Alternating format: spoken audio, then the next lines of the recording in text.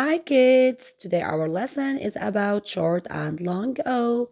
Short O as for CVC words. Short O as for rod, a fishing rod. Short O as for log, log.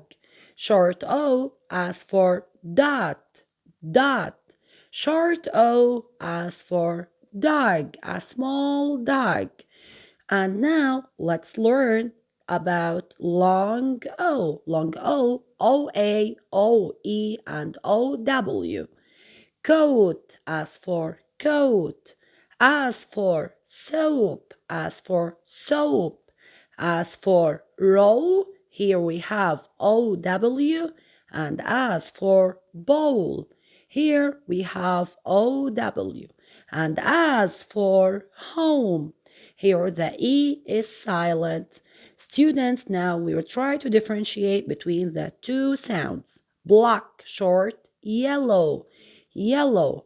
Lost and toast, toast. Lost, toast. Golf and vote. Here the E is silent. Complete this activity by yourselves.